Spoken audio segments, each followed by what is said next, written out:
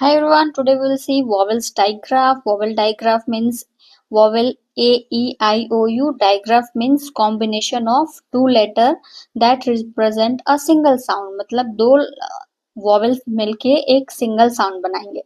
So और वो sound long vowel sound ही होगा, शॉर्ट नहीं होगा. लॉन्ग में क्या होता है, जैसे कि इंग्लिश, इंग्लैंड, इस तरीके से ई पढ़ते हैं. और शॉर्ट में क्या होता है, एग, ए साउंड पढ़ते हैं. और यहाँ ई साउंड पढ़ते हैं. सो इस सारे में ना ई साउंड ही आएगा, लॉन्ग ई साउंड ही आएगा, जो लॉन्ग वोवेल साउंड ही आता है.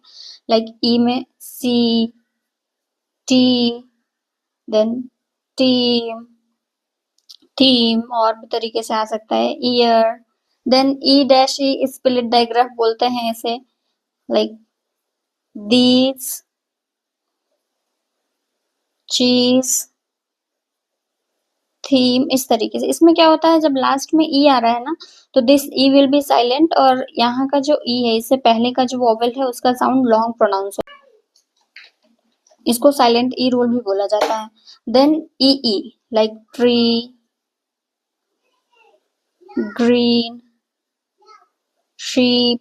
ई साउंड ही आ रहा है इसमें भी, बी, इस तरीके से.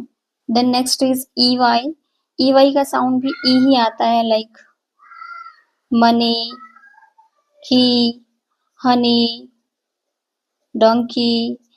वाई इज लाइक बहरूपिया. कभी वॉवेल्स बन जाता है, कभी कॉन्सोनेंट बन जाता है. और लास्ट में जब वाई आता है तो इसका साउंड भी ई ही होता है, इसलिए इसको हम यहाँ पढ़ लेंगे. जैसे कि बॉडी, देखो ई साउंड आया. ऑयली, ऑयली, ई साउंड आ रहा है. बेबी, इस तरीके से. इन सब का साउंड क्या आ रहा है, लॉन्ग ई ही आ रहा है, इसीलिए इसको लॉन्ग वॉवेल साउंड भी कहते हैं. इसमें सारे में देखो दो वॉवेल हैं, लेकिन इसमें साउंड क्या आ रहा है, सिंगल साउंड ही आ रहा है. यही है डायग्राफ. दो वोवेल आ रहे हैं या दो कॉन्सोनेंट आ रहे हैं, लेकिन साउंड एक सिंगल ही आता है. इसमें तो जैसे कि दो वोवेल साथ में आ रहे हैं, तो पहले वाले को हम प्रोनाउंस करते हैं, दूसरे को प्रोनाउंस नहीं करते हैं. इसलिए इसमें सी, टी, इस तरीके से ई का साउंड आ रहा है, ए का नहीं आ रहा है. इसी तरीके से इसमें भी वही रूल है, बट इसमें ई है तो साइलेंट ई रूल आ रहा है.